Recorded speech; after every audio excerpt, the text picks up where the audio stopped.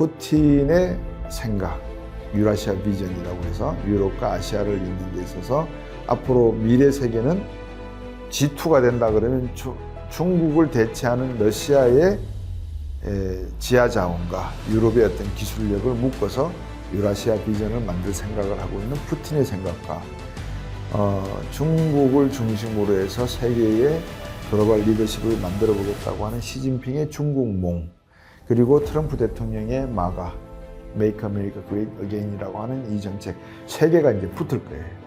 그 붙는 시점이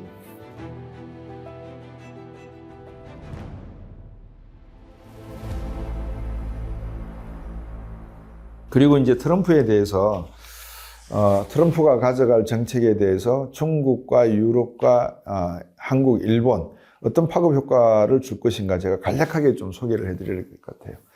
자, 중국이 지금 돈을 갖다가 예를 들어서 막 들이다붓는다. 11조 달러 정도 지금 자산 가치가 날아가 버렸는데 이걸 중국 정부가 막 넣는다, 돈을 넣는다 했을 때 살아날 수 있을까? 저는 퀘스천 마크다라고 말씀을 드렸잖아요. 왜냐하면 미국의 소비자들과 투자은행들은 돈을 집어넣으니까 어떻게 되죠? 주식시장이 막 올라가 버렸어요.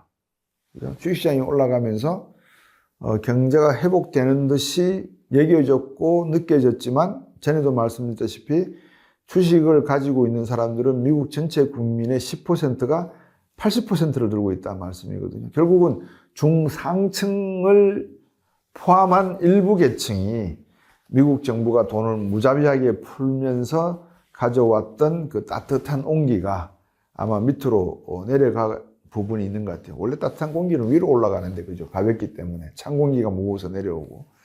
근데 하여튼 그런 형태로 미국은 만들어졌는데 중국은 저번에도 제가 8월 이후에 2번 가보니까 돈을 풀어도 중국 국민들, 인민들이 그 돈을 받아서 정부가 이제 경기 부양하는구나.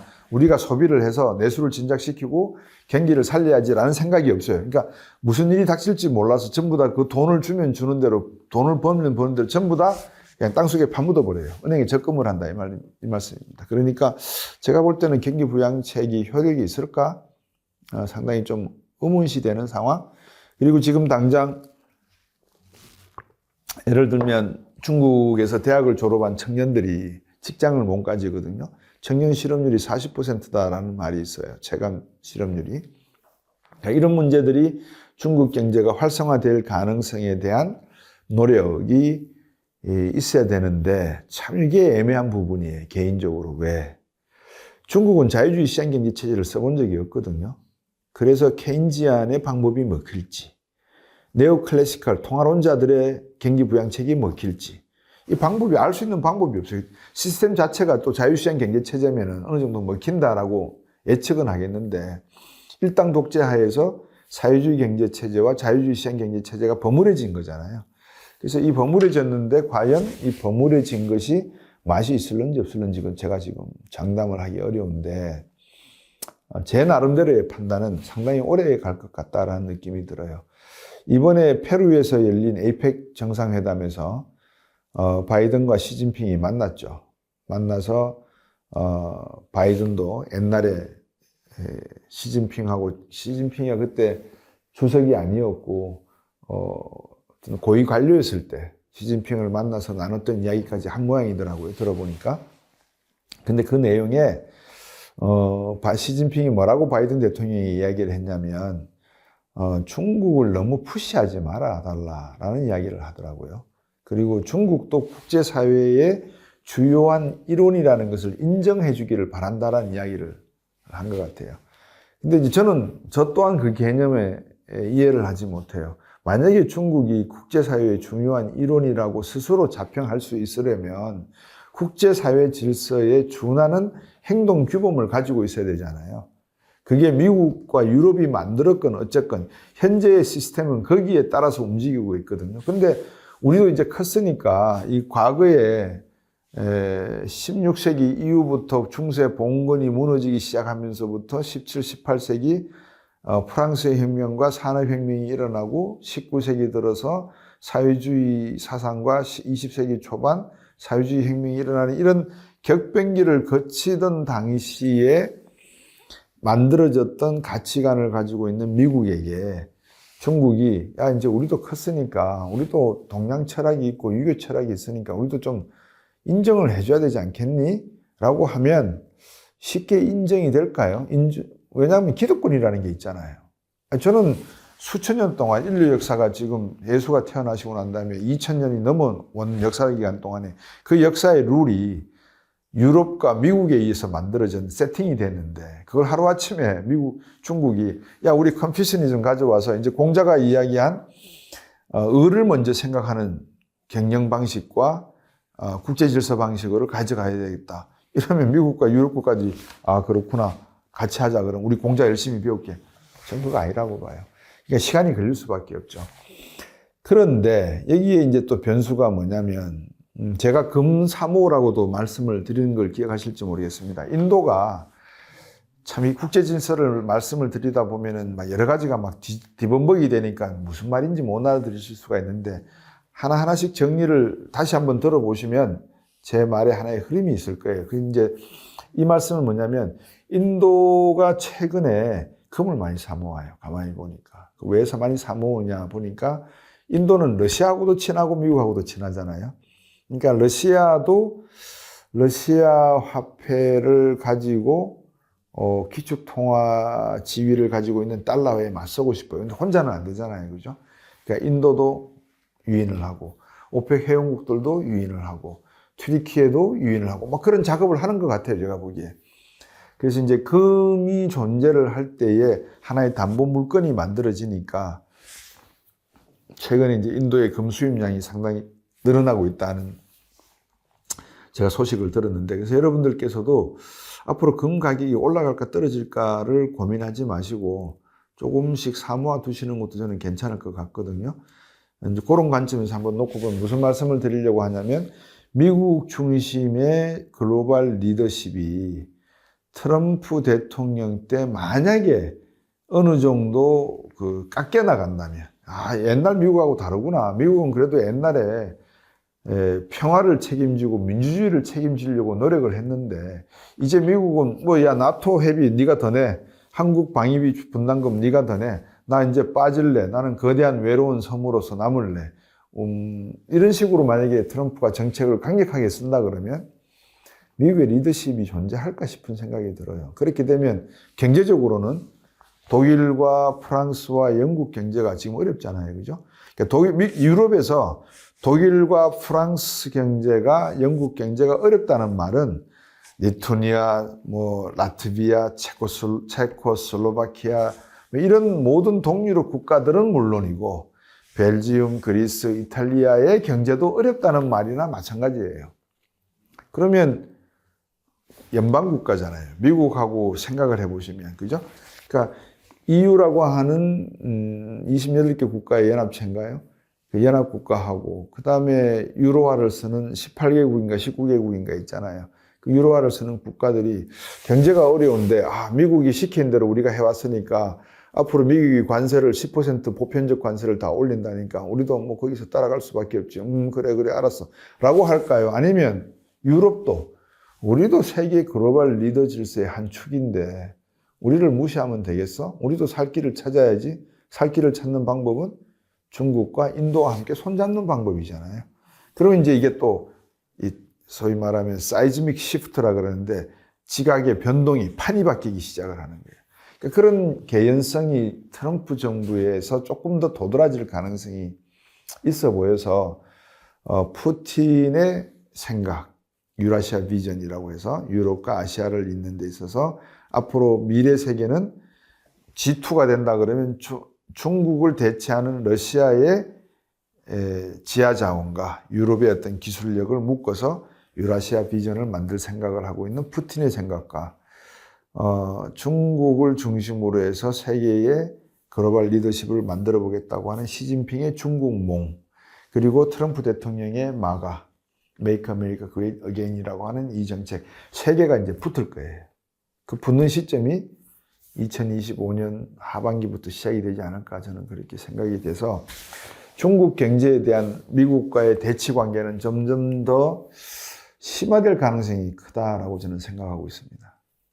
그래서 다시 말씀을 드리면 푸틴의 유라시아 비전 그 다음에 시진핑의 중국몽, 그리고 트럼프 대통령의 마가, Make America Great Again, 그 다음에 유럽 국가들, 소위 EU를 비롯한 유럽 국가들의 어떤 비전, 이 모두가 막 뒤엉켜서 하나의 질서를 찾아 나갈 가능성이 크다.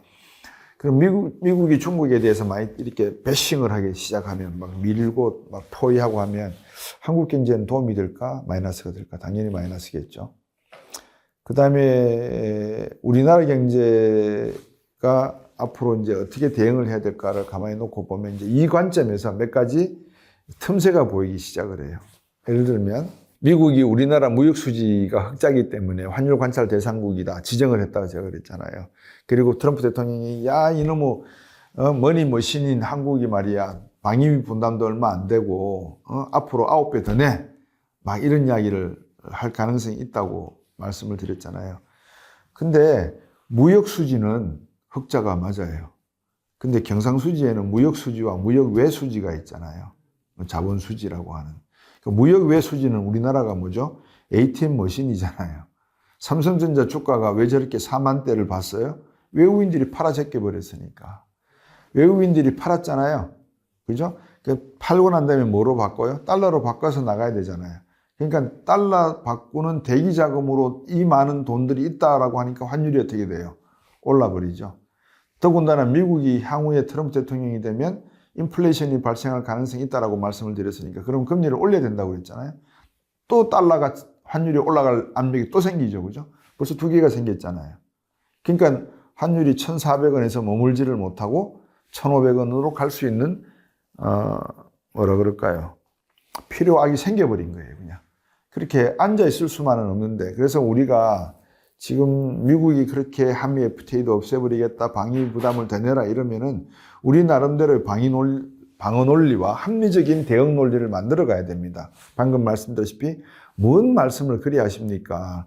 우리는 뼈 빠지게 일해가지고 겨우 한 440억 달러 넘는 무역수지 흑자를 내는데 당신들은 우리나라 주식시장에서 얼마나 돈을 빼가지고 갑니까? 우리나라 금융시장에서 돈을 빌려주고 얼마나 많이 자본을 가지고 우리나라를 가져가십니까? 대항하면 되죠. 그죠? 그리고 안보적인 관점에서도 마찬가지죠. 평택에 미군들이 28,000명 정도가 있는데 대한민국에 야, 이 주둔비 비용이 많이 든다. 미국이 언제까지 너같이 이렇게 부자인 나라를 도와줘야 되느냐. 그러면 아유 부자라고 해주셔서 감사하다. 부자인지 아닌지는 잘 모르겠는데 근데 한번 생각해 보시라. 평택에 있는 이 미군 기지는 만약에 대만에서 전쟁이 나거나 필리핀에서 분쟁이 발생하면 중국과 함께 기동 타격대로 파견될 거 아닌가? 그러면 여기에 있는 그 주둔이라고 하는 개념만 여기 담겨 있지 주한미군의 개념은 동남아 질서, 더 크게 봤을 때는 인도 태평양 전략을 미국이 유지하기 위해서 기동 타격대로 갖고 있는 일종의 필요에 의한 군대가 아니냐. 그러면 대만 보고도 돈 내라 그러고 필리핀 보고도 돈 내라 그래라. 분담금을. 이제 그런 식으로 억지 춘향은 절대 아닌 것 같거든요. 제가 볼 때는. 그런 관점에서 한번 미국에게 선제적인 대응 전략을 고민해 볼 필요가 있고 세 번째 이제 산업적인 측면입니다. 미국이 가지고 있는 과학과 기술, AI 산업은 우리나라가 따라갈래야 따라갈 수가 없어요. 저는 아무리 지금 고민을 해봐도 저는 잘 모르지만 뭐 물리학을 고민을 해보고 그다음에 뭐 기초 화학적인 측면에서도 생각을 해보고 여러 가지 측면에서 고민을 해봐도 미국의 과학 기술을 이겨낼 수 있는 방법이 우리가 뭐 있지? 없어요. 예. 요즘 어떤 제약사는 폐암 치료제 개발해가지고 외국 다국적 바이오사에게 라이센싱을 팔았다. 그래서 돈을 벌었다. 뭐 이런 이야기가 들리긴 하는데 우리가 원천 기술을 개발할 수 있는 분야는 그렇게 많지가 않은 것 같아요. 그런데 그럼에도 불구하고 우리가 약진하는 분야가 있더라고요. 우주항공산업에서도 KF-21을 만들어내고 방산업도 만들어내고 트럼프 대통령이 실수한 게 있어요. 뭔지 아시죠? 야, 한국 조선업 강하던데 우리 군함 수리 좀 해줘. 이런 이야기를 했단 말이에요. 그럼 이제 그런 거를 우리가 활용할 수 있어야 된다고 생각이 돼요. 또 한 가지가 그 미국이 이제 앞으로 석유라든지 셰일가스를 수출하게 될 거예요. 그러면 그거 실어서 날라야 되잖아요. 서플라이 체인상에. 수요가 어디가 많을까요? 중국하고 동남아가 많을 거예요. 왜? 세계은행이나 IMF가 매년 발표하는 주요국 경제 성장률에 있어서 가장 성장률이 높은 지역이 동남아 지역이에요. 그러면 이 지역은 석유, 셰일가스의 수입이 많이 늘 거거든요. 근데 호르무즈 해협을 통해서 오는 중동산 석유는 호르무즈 해협을 지날 때 해적 한번 봐야 되고, 인도 간다르만 제도를 통하고 말라카 해협을 지나고 중국의 남중국의 기지를 지날 때 또 한 번 눈치를 봐야 돼. 이게 뭐 지정학적 불안 요인이 상당하죠. 근데 태평양 쪽은 아무것도 없어요. 전부 다 그냥 하와이, 일본, 한국 끝이에요. 그러니까 상대적인 비용 측면에서도 많이 전략된다는 측면에서 놓고 볼 때 우리나라는 또 세계적인 정유 기술을 가지고 있거든요. 그래서 이제 그런 관점에서 우리가 LNG선, LPG선을 수출하는 대신에 미국의 그런 석유와 셰일가스를 가져다 파는 데서 끝나지 않고, 이런 거는 제가 다른 방송에서도 말씀을 드리니까 진행하는 친구가 정부에서 들어가시죠 이런 말씀을 하시더라고요. 그래서 뭐 들어가고 안 들어가가 중요한 게 아니라 국가 경제가 발전할 수 있다면 이런 프로그램을 통해서 아이디어를 드릴 테니까 받아가시라 제가 그랬어요. 근데 제발 제 이름 좀 써주세요. 이거는 곽수종이라는 사람이 제안한 제안인데 이런 식으로 좀 밝혀주시고 좀 정책을 써주시면 좋겠어요. 뭐냐면 익스클루시브 라이트를 받아와도 돼요. 즉 미국에서 샌프란시스코나 샌프란시스코나 LA 쪽에서 가져오는 모든 셰일가스와 천연가스와 석유는 동남아로 수출되는 석유에 있어서 판권은 누가 가진다? 대한민국이 가진다.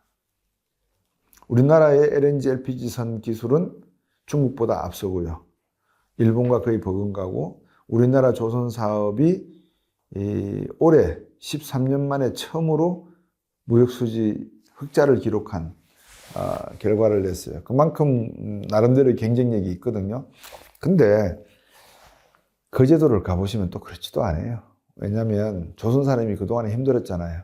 노동자들이 다 떠나버렸어요. 그래서 거제 조선소에서 뭐 삼성조선이라든지 현대 HD 한국해양조선이라든지 하나오션에서 여보세요, 이제 일자리가 많이 생겼어요, 수주 일리했어요, 오세요 막 꽝치잖아요. 안 와요. 왜? 한 번 쏙지 두 번 쏙냐는 거예요. 일감 떨어지고 나면 어떡할 거냐는 거예요. 그래서 누가 많이 대체를 하느냐?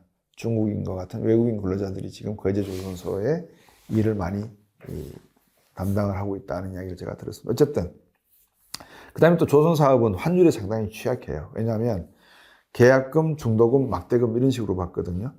조선 산업이 막 번창할 때는 계약금 많이 받고 중도금 또 많이 받고, 그럼 마지막 막대금은 조금 남겨두고 받으면 인수할 때 받으면 되는데, 요즘 경기가 안 좋으니까 계약금 조금 받고 중도금 조금 더 받고 막대금을 많이 받는 이런 식이거든요. 근데 지금 환율을 한번 보십시오. 그죠? 환차손이 생길 가능성도 없지 않아 있잖아요. 지금 1,400원, 1,500원 간다 그러면 1,300원에 계약했을 때 환율 손실은, 환차손 손실은 크지 않습니까?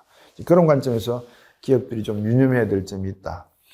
그러니까 이제 트럼프가 저질러 놓은 많은 일들이 유럽이 바라볼 때 우리도 상계관세 할 거야, 우리도 뭐 보호무역 할 거야, 이제 이렇게 대응이 되고, 미국 너희들이 글로벌 리더십을 포기한다 그러면 다음 글로벌 리더십은 누가 될 것인지 와이드 오픈되어 있다. 그러면 유럽도 나도, 그다음에 중국도 나도, 러시아도 나도, 막 이렇게 이제 막 서로 부딪히는 상황으로 가게 될 것 같고, 이제 그렇게 되면 각 국가별로 미국이 규제 완화하면 우리나라 정부도 규제 완화해야 되지 않나요? 어떻게 생각하세요? 우리나라는 규제 강화할까요? 일본은 규제 강화할까요? 규제 완화할까요? 다 규제 완화해야 되잖아요. 어쩔 수 없이. 그러니까 이제 그런 질적인 측면과, 그러니까 정성적인 측면과 양적인 측면, 정량적인 측면이 급격하게 변하는 그런 시점이 제가 볼 때는 2025년 트럼프 대통령의 취임 이후에 본격화될 가능성이 커서 향후 우리나라 경제 정책을 쓰는 데 있어서 금리 정책, 미국이 금리 올릴까 내릴까, 벌써 12월 달 금리 인하 가능성은 종전까지 85%에서 58%로 떨어졌거든요, 확률이. 그러니까 이제 금리 인하 가능성이 조금은 줄어들 수밖에 없는 가능성. 그러면 이제 우리나라 한국은행이 이제 조만간에 열리게 될 금융통화위원회에서 금리를 올려야 되냐 내려야 되냐 이 문제를 고민해야 되는데 저는 늘 말씀드렸습니다만 건드리지 마세요. 환율은 당분간 3.5% 가져가줬으면 좋겠는데 했는데 지난번에 뚝 내려버렸잖아요. 이제 그런 것들이 좀 안타깝다는 겁니다. 정리를 해드리면 트럼프 대통령의 정책은 TSMC로 요약이 된다. 관세, 보호무역 정책, 서플라이 체인에 있어서의 reliability, 의존성, stability, 안정성을 강조할 것이다. 매뉴팩처링에 있어서의 어떤 경쟁력을 강화하는 방면으로 갈 것이다. 그리고 competitiveness, 비교 우위에 있어서 첨단 산업에 있어서도 중국과 같이 도전하는 국가 경제가 미국의 AI 산업과 차별화시킬 수 있는 분야를 비교 우위에 설 수 있는 기술과 여러 가지 규제를 만들어서 압박할 가능성이 높다. 이제 거기에 따라서 두 번째는 미중 간의 갈등 구도가 유럽의 어떤 생존 문제에 상당히 중요한 변수가 될 것이다. 왜? 유럽 경제는 중국 의존의 경제였지 미국 의존의 경제가 아니었기 때문에.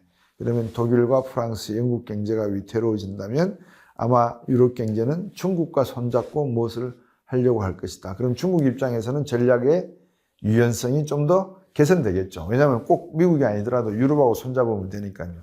아니 뭐 차로도 달리고 다 할 수 있는. 자전거 타고 갈 수 있습니다. 몽고의 나담 축제를 가보시면 아시겠지만 독일에서부터 쭉 차 타고 와가지고 나담 축제 보고 다시 돌아가거나 차를 팔고 비행기 타고 가고 뭐 그러거든요. 그런 관점에서의 질서 변화. 세 번째는 우리나라의 포지션은 미국의 금리 정책, 환율 정책, 그리고 무역 정책에 상당히 영향을 받을 수밖에 없는 그런 상황에 놓인 것 같다. 근데 우리의 금리, 환율, 자산시장의 변화의 모습은 미국보다는 더 불안정한 듯하다. 그 이유는 지난번 제가 말씀을 드린 것 같은데 2023년도인가요? 개인사업자 소득신고세, 소득신고 건수를 국세청에서 발표했는데 1146만 건이 개인사업자다라고 이제 소득신고를 했습니다. 그 가운데 75%가 월 100만 원 미만의 소득을 올리고 있다. 그만큼 한국 경제는 서민 경제와 중상층 경제가 어려운 상태라서 미국 경제가 금리와 환율과 무역 정책, 기술 관련된 정책, 규제와 관련된 정책을 어떻게 쓰냐에 따라서 한국 경제는 현대차, 삼성 반도체, 하이닉스 반도체로 이루어져 있는 이 주력 산업에 미칠 파급 효과의 향방에 따라서 경제가 나아질 수도 있고 어려워질 수가 있는 시점이 2025년 상반기를 지나면서 좀 더 도드라지지 않을까. 이제 그렇게 되면 판단할 수 있게 된다라고 보여지는데 개인적으로 만약에 여러분들이 저를 저에게 어떻게 보냐라고 물으시면 TSMC하고 삼성전자만 딱 비교해서 말씀을 드리면 될 것 같아요. TSMC에 대해서 책을 많이 읽어보시면 TSMC는 가족 경영입니다. 그러니까 많은 계열사들이 우리나라도 마찬가지죠. 예를 들어서 뭐 대기업이 있다 그러면 주요 일하청 업체들 가만히 보면은 가족들이 많이 들어가 있어요. 이제 가족 경영 형태거든요. 이런 생각도 해봐요. 이번에 HBM을 개발하는 데 있어서 SK 하이닉스가 삼성보다 앞섰다. 어떻게 앞설 수 있었지? 저는 의심의 눈초리로 TSMC에서 정보를 SK 하이닉스에게 줬을 수도 있다라고 저는 생각을 해요. 음모론의 대가죠. 근데 언젠가는 역사가 그 진실을 밝힐 거라고 저는 생각을 합니다. 그래서 한번 지켜보세요. 따라서 TSMC가 가지고 있는 부분과 삼성전자가 가지고 있는 반도체 부분이 가지고 있는 경쟁력의 competitiveness, 비교성을 놓고 볼 때 TSMC도 상당히 좀 불안한 측면이 없지 않아요. 왜냐하면 투자량이 많거든요. 원래 이 파운드리라고 하는 게 아시다시피 용인에 삼성이 파운드리 투자했는 규모 들어보셨잖아요. 투자 규모가 엄청나요. 근데 여기에 물량이 들어오지 않으면 어떻게 돼요? 끝나는 거예요. 삼성이 지금 골치 아프다, 고전이다, 변하지 않으면 큰일 난다라고 이야기하는 것도 파운드리에 대한 투자를 선언을 해놓고 실제로 물량 받아오는 게 적기 때문에 생산성이 엄청나게 떨어지고 있기 때문이 아닌가 저는 싶거든요. 물론 두 번째는 이제 삼성 내 문화. 있어서도 문제죠. 어떤 문화가 있냐 그러면 과거에는 절박함이 있었기 때문에 왜, 또 도전하면 그 도전한 것에 대한 왜, 이런 질문들이 꼬리를 무는데 요즘은 도전을 하면 왜 하는 게 아니고 쓸데없는 시키지 않는 일을 왜 하느냐 이렇게 나온다는 거예요. 그러니까 이제 그런 기업 문화 내에서도 변화가 있으니까 삼성 반도체의 경우에는 지금은 상당한 위기다라고 저는 다시 한번 생각을 할 수밖에 없고, 그나마 미주 본사 체제를 한번 생각해 보면은 어떨까 하는 생각이 듭니다. 그리고 이제 최근에 어떤 분이 그러시더라고요. 지난번 어느 방송에서 진행하는 분이 저한테 그래요. TSMC는 보조금을 70조 원인가 받았고 삼성은 받지도 못했는데 이거 실패한 거 아닙니까? 뭐 이러시더라고요. 그래서 제가 웃으면서 삼성도 65조인가 60조 정도 신청을 이미 해놨고요. SK 하이닉스도 뭐 한 30에서 20조 원 정도 신청을 해놓은 걸로 제가 알고 있습니다. 아마 받지 않겠는가라고 생각이 들어서 TSMC가 발빠르게 움직였다라고 뭐 평가할 수 있을지는 모르겠는데 삼성도 SK 하이닉스도 그 정도는 받을 거로 제가 기대를 하고 있기 때문에 보조금 받는 부분에 있어서의 문제점은 없다. 저는 그렇게 생각하고, 트럼프가 들어서도 보조금 폐지한다 그랬는데 저는 엄포일 가능성이 더 크다고 보는 사람입니다. 그래서 너무 그 보조금을 가지고 뭐 일희일비하지 마시고, 단지 미국도 이렇게 열심히 국가가 노력을 하잖아요. 그죠? 그 다음에 중국은 얼마나 열심히 노력합니까? 5대 은행이 다 국가 공산당 거라니까요. 공산당이 멋대로 해요. 돈 주고 싶으면 우리 희연이가 아주 일을 열심히 하는구나, 보너스 줘야지. 희연 PD한테 빵. 아람 PD 돈 필요하지. 얼마 필요해? 500만 원. 그래, 대출 5천만 원. 빵. 500만 원 달라고 했는데 5천만 원 해줘버리고 막 그래요. 그럼 공산당 나름대로의 뭐 독점이니까 멋대로 하는 거죠. 근데 이제 우리나라는 국가가 보조금을 주는 게 아니라 R&D, 과학기술 연구개발비를 반 깎아버렸잖아요, 예산. 이런 것들이 이제 비교가 되는 거예요. 남들은 막 국가가 나서서 이 산업으로 가야 된다, 이 산업을 육성해봐라, 막 스타트업 벤처에다 투자를 하고 하는데 우리나라는 그러지 않았다는 거니까 그 여파가 지금 당장은 몰라요. 근데 5년, 10년 뒤에는 아차 이러는 거예요. 그때쯤이면 지금 3만 6천 불대 1인당 국민소득이 아마 2만 불대로 떨어질 수도 있겠죠. 예. 미국이 만든 AI IQ와 중국이 만든 AI IQ와 한국이 만든 AI IQ, 어느 나라 AI IQ가 더 높을까요? 데이터가 많이 들어가 있는 나라. 어느 나라가 데이터가 더 많이 포집이 되어 있을까요? 미국 아니면 중국 중에 하나겠죠. 그죠? 둘 중에 하나. 우리나라가 만든 AI IQ는 일본보다도 떨어지고, 그리고 만약에 인도네시아나 싱가포르이 적극적으로 나선다 그러면 싱가포르는 지금 1인당 국민소득이 6만 불 넘어갈걸요? 그런 나라들이 막 치고 나간다 그러면 우리나라 AI의 IQ는 한 150 정도 수준에서 머물고 뭐 중저가의 일을 하지 않을까, 그런 우려도 없지 않아 있습니다. 그래서 우리가 삼성전자, 또 제가 삼성전자를 자꾸 이렇게 바늘로 찌르고 송곳으로 찌르는 이유가 다른 의미가 아니고 좀 이제 절박함이 있어야 된다라는 생각을 갖고 있기 때문에 그렇습니다. 더 이상 자시할 수가 없다. 국가 자본주의라고 하는 개념을 제가 누차히 말씀드렸습니다만, 국가가 비전을 가지고 미래 산업을 육성하는 데 있어서만큼은 규제면 규제, 자본이면 자본을 적극적으로 지원하고 공급하는 것이 바람직하다. 단 재벌 중심으로 60년대 이후에 우리가 개발 독재를 해왔는데 그 파급 효과가 상당히 부정적인 면도 만만치 않더라. 그래서 이제는 개발 독재 시대의 재벌 중심의 경제성장 정책보다도 스타트업 벤처라든지 부품 소재를 개발하는 중소기업 중심의 경제성장 정책을 다시 한번 고민해보면 어떨까라는 말씀을 마지막으로 정부나 또 관심 있는 분들에게 제가 한번 제안을 해보자 합니다. 삼성전자가 자사주를 매입했으니까 삼성전자가 이제 앞으로 좋아지지 않겠는가? 단기적으로. 왜? 자사주를 매입을 했으니까 이제 소각시켜버리잖아요. 불태운단 말이에요. 그럼 불태우면 주식수가 줄잖아요. 그죠? 거래되는 주식수가 주니까 공급량이 주니까 가격은 올라갈 거 아니에요. 그러니까 단기적으로 야 삼성이 이제 밸류업 프로그램에 드디어 앞장서서 나가는구나. 이제 삼성전자 주가 올라가겠지. 천만에 만만의 콩떡입니다. 예. 새로운 반도체 기술을 개발하지 않고 제품을 만들지 않는 이상 어렵다. 어떤 제품? 삼성만이 유일하게 만들 수 있는 제품. 그것이 무엇일지는 AI 산업이 지금 와이드 오픈되어 있으니까 거기에 필요한 정보를 대한민국에서 얻을 수 있을까요? 미국에서 얻을 수 있을까요? 어디가 더 쉬울 것 같습니까? 너무나 쉬운 답이라서 여러분들께서 판단하셔서 그래서 제가 자꾸 미국 본사 체제도 고민해 보시라는 겁니다. 한국에 앉아서 우물안 개구리식으로 법인세가 더 싸니 한국이 낫다. 노동비가 싸니 한국이 낫다. 한국의 모기업이니까 국가기업으로서 역할을 해야 된다. 이런 시시콜콜한 이야기는 그만두시고요. 이제는 한번 세계적인 기업으로 도약해보는 꿈을 꾸시는 게 어떻겠는가.